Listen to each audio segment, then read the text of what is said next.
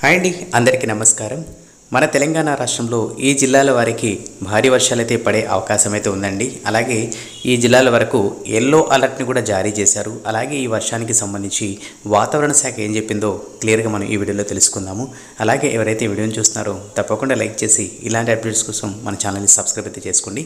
ఇంకా మనం అప్డేట్లో చూసుకున్నట్టయితే మన తెలంగాణ రాష్ట్రంలో 4 రోజుల పాటు ఈదురుగాలులు అలాగే పిడుగులతో కూడిన తేలికపాటి నుంచి మోస్తారు వర్షాలు కురుస్తాయని చెప్పేసి హైదరాబాద్ వాతావరణ కేంద్రం తెలిపింది.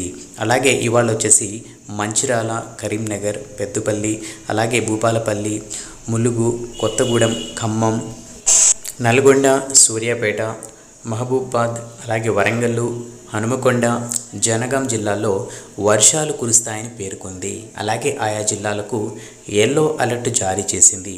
అంతేకాకుండా ప్రజలు అప్రమత్తంగా ఉండాలని సూచించింది. సో ఇదండి మనకు వచ్చిన లేటెస్ట్ అప్డేట్.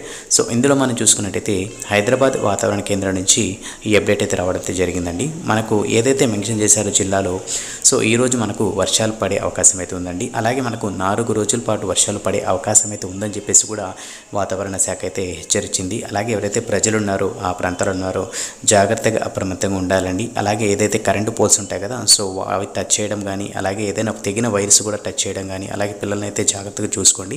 అలాగే ఈ వాతావరణ శాఖ నుంచి కానీ, అలాగే మనకు రైన్కి సంబంధించి ఎలాంటి అప్డేట్ వచ్చినా కూడా తప్పకుండా మీ అందరికీ తెలియజేస్తాను. ఈ అప్డేట్ నచ్చినట్టయితే లైక్ చేసి తప్పకుండా మన ఛానల్ని సబ్స్క్రైబ్ చేసుకోండి.